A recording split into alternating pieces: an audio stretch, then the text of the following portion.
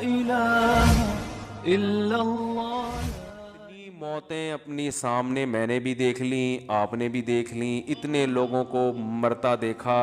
اور موت ایسی ظالم چیز ہے, وہ یہ نہیں دیکھتی کہ آپ کی بچی کی ابھی شادی ہونے والی ہے, آپ ابھی پہلی یا دوسری کی تیاری کر رہے تھے, آپ کی ابھی جاب لگی ہے, تنخواہ کا پہلا دن ہے آپ کا بیٹا ابھی جوان ہوا ہے, یا یہ کہ آپ کے ابا کو آپ کی ابھی ضرورت ہے, یا معاشرے کو آپ کی ابھی ضرورت ہے, کچھ بھی نہیں دیکھتی. کوئی بھی کسی بھی ٹائم پہ مر سکتا ہے. میں اکثر اس موقع پہ ایک واقعہ بیان کرتا ہوں. ہمارے ایک دوست تھے عالم, بڑے مالدار بھی, اکلوتے بیٹے اپنے والد کے, انہوں نے پڑھا لکھا کے ان کو عالم بنایا, بہت پیسہ خرچ کیا اور ہر لحاظ سے ان کو بے فکر کر دیا. وہ تھے بھی بڑے ذہین اور بڑے پرہیزگار, وہ بہت خوبصورت بھی تھے. ساری چیزیں جمع ہو جائیں, دین کی خدمت کا جذبہ بھی, دین کا مضبوط علم بھی, خاندانی اعتبار سے بھی, اور ینگ بالکل. تو ہمارا جب ہم طالب علم تھے, ہم نے کہا یار اللہ ان سے بہت کام لے گا, یہ بہت کچھ بڑے بنیں گے یہ. تو ہائی روف میں کہیں جا رہے ہیں پیچھے بیٹھے ہوئے, تو کچھ اوباش قسم کے لڑکے کراچی میں, وہ ریوو یا ویگو ٹائپ کی کوئی گاڑی تھی بڑی, اس میں غلط اوورٹیک کیا ان لڑکوں نے اور ہٹ کیا. آن دا اسپاٹ ان کی ڈیتھ ہو گئی. اچھا, ایک رات پہلے میرے سے گپ شپ ہوئی, بہت اچھی گپ شپ ہو رہی ہے ہماری, اور گپ شپ بھی کیا ہو رہی ہے بہت معذرت کے ساتھ, میں ان کو دوسری شادی کی ترغیب دے رہا تھا. میں نے کہا آپ کے پاس اتنا پیسہ ہے, آپ خوبصورت بھی ہیں ماشاءاللہ, علم بھی آپ کے پاس بہت ہے, تو آپ کو چاہیے کسی بیوہ سے دوسری شادی کر لیں. بیوہ سے میں ترغیب دے رہا تھا ان کو. انہوں نے کہا یار میری گھر والی راضی نہیں ہے, میری وائف میری پھڈے کر رہی ہے, میں نے بات چلائی ہے, ایک دن پہلے بھی ہوئی تھی نا, تو بات چلائی ہے, بڑا مسئلے ہو گئے, یہ نہیں ہو سکتا, اٹ ازنٹ پاسبل وغیرہ وغیرہ. آج کل نہیں. میں نے کہا بھائی دیکھو, میں نے ان کو یہ سمجھانے کی کوشش کی کہ آپ اگر مر جاتے ہیں تو آپ کی بیگم بیوہ ہو جائے گی, وہ ساری زندگی بیٹھی رہے گی پھر ایسے ہی. تو اس چیز کو معاشرے میں پروموٹ کریں. میں نے کہا آپ بھی مر سکتے ہیں, میں بھی مر سکتا ہوں, کوئی اور بھی مر سکتا ہے, تو جو حالات دوسری عورتوں کے وہ ان کے ساتھ ہو جائیں گے. تو آپ اس کی بنیاد رکھ لیں تاکہ اللہ نہ کرے آپ مرتے ہیں تو کوئی آپ کی بیوہ سے کر لے, آپ کے بچوں کو کوئی سرپرست مل جائے گا. 2-3 بچے تھے ان کے, کوئی سرپرست مل جائے گا آپ کے بچوں کو, کوئی جو ہے وہ. اور ظاہر ہے کہ خاندان میں ہی کرتا ہے نا, یعنی خاندان والے کریں تو ٹھیک ہے, غیروں میں تھوڑی بچے جا سکتے ہیں. اگلے دن 12 بجے مجھے خبر آئی کہ ان کے ایکسیڈنٹ میں انتقال ہو گیا. اف, مجھ پہ بڑی قیامت گزری. میرے ذہن میں یہ بات آئی کہ یہ اتفاقی واقعہ نہیں ہے, یہ کوئی اتفاقی حادثہ نہیں, یہ اللہ کی طرف سے مصلحت تھی اس میں. اور میں بیان بھی اسی وجہ سے کر رہا ہوں کہ مجھے اس میں بڑا سبق ملا. تو وہی ہوا, 12 بجے دن میں کال آئی کہ ان کا انتقال ہو گیا.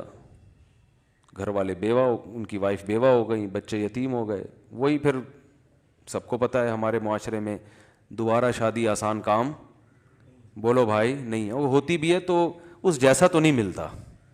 جب ان کی انتقال کی خبر آئی نا, تو میں بہت پریشان ہوا کہ یار ان کے والد نے ان کو اتنا پڑھایا, آج پھل کھانے کا وقت تھا, آج وقت تھا بھئی تاجر اپنے ایک بیٹے کو وقف کر دے, اب وہ عالم بنے, اب ماشاءاللہ دین کی خدمت کا موقع ملا, اور اللہ نے وہ خدمت ہی نہیں لی, پہلے ہی موت ہو گئی. اور موت بھی ایسے ہوئی ہے کہ ان کے لیے جو گاڑی ادارے نے رکھی تھی وہ گارڈ کے ساتھ, بڑی گاڑی کہ اس میں جائیں گے یہ, کیونکہ کراچی کے حالات بہت خراب تھے. تو ان کے والد نے کہا تھا کہ میرے بیٹے کو آپ جب بڑی گاڑی دیں گے اور گارڈ دیں گے, یہ نظروں میں آ جائے گا لوگوں کی, تو خام خام کی دشمنیاں بنیں گی. ان کو ہائی روف میں ایسی کھچاڑا سی گاڑی میں جس میں کوئی یہ سمجھے ہی نہیں کہ یہ کوئی بڑی شخصیت ہے, یہ کسی بڑے ادارے سے ان کا تعلق ہے. تو زندگی بچانے کے لیے ہائی روف کا انتظام کیا تھا, اور وہی ہائی روف موت کا ذریعہ بن گئی. اس لیے ہم کہتے ہیں زندگی کے اسباب اختیار ضرور کرو, صحت کے اسباب ضرور اختیار کرو, لیکن ہوگا وہی جو چاہے گا اللہ. جو سبب ہے وہی موت کا ذریعہ بن جائے گا اگر اللہ چاہے گا. تو تو ان کو تو ہائی روف میں اس لیے بٹھایا تھا کہ تاکہ ہائی لائٹ نہ ہو, کراچی کے حالات خراب ہیں, لوگ یہ نہ سمجھیں کوئی بڑا آدمی جا رہا ہے, تو خام خام میں دہشت گرد نشانہ بناتے ہیں ایسے لوگوں کو. اور وہی ہائی روف, کیونکہ آگے بڑی گاڑی سے بڑی گاڑی ٹکرائے تو اتنا مسئلہ نہیں ہوتا, ہائی روف تو بیچاری ویگو کے سامنے کوئی حیثیت نہیں ہے نا اس کی. تو میں جو بات کرنا چاہ رہا تھا وہ یہ کہ میں بہت پریشان رہا کہ یار اس میں کیا حکمت ہے اللہ کی.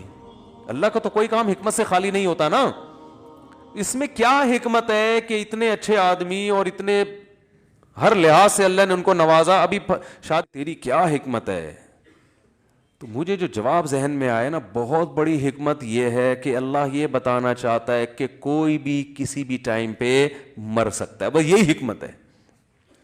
کسی خوش فہمی میں مبتلا ہونے کی ضرورت نہیں ہے کہ میں تو یہ ہوں, میرے تو بیانات دنیا سن رہی ہے, میرے تو فین فالوونگ بہت زیادہ ہے, ہم نے تو ابھی یہ کرنا ہے, اور آپ کا بزنس ایسا ہے, اور ابھی تو ہمارے بچے چھوٹے چھوٹے ہیں, ابھی تو اللہ تعالیٰ میری بیوی کو بیوہ نہیں کر سکتا, میرے چھوٹے چھوٹے بچوں کو یتیم نہیں کر سکتا, ابھی تو جناب میں نے جو ہے وہ پڑھائی مکمل کرنی ہے, اور پھر ابھی تو ایک سیمسٹر رہ گیا میرا, باقی سارے کمپلیٹ ہو گئے, ابھی تو میں MBBS ڈاکٹر بن گیا ہوں, 2 سال کی بس جاب رہ گئی, ہاؤس جاب, اس کے بعد تو مزے ہی مزے ہاؤس جاب ہو گئی ہے, اور بس اب تو کلینک کھولنی ہے, اور پھر جناب پیسے کمانے ہیں, اور یہ کرنا ہے اور وہ کرنا ہے. بھائی جان کوئی بھی کسی بھی ٹائم پہ مر سکتا ہے, ایسا اللہ کی طرف سے کوئی گارنٹی نہیں ہے, سمجھ رہے ہو, بلکہ اللہ دکھائے گا. اور یہ انگریزوں میں بھی ہوتا ہے جن کی صحتیں ہم سے اچھی ہیں. کل ایک ڈاکٹر صاحب سے بات ہو رہی تھی, یورپ میں ہوتے ہیں, انہوں نے کہا کہ گوروں کی یہاں صحت اتنی اچھی ہے, لیکن حیران ہوتے ہیں کہ 27 سال جوان لڑکا جس کی خوراک بھی بہت ہی حساب و کتاب سے, اور فزیکل فٹنس کا ٹرینر ہے, لوگوں کو گائیڈ کر رہا ہے, وہیں کی یونیورسٹی میں پڑھا ہوا, لیکن ایسی بیماری ہو جاتی ہے کہ ہم حیران ہوتے ہیں اس کو کیسے ہو گئی. بیماری کا کوئی سبب نہیں ہوتا, لیکن آدمی موت کے منہ میں چلا جاتا ہے. تو وہ خود یہ کہہ رہے تھے کہ بس یہ اللہ کے کام ہے, سب کچھ سائنس نہیں ہے, سب کچھ اسباب نہیں ہے.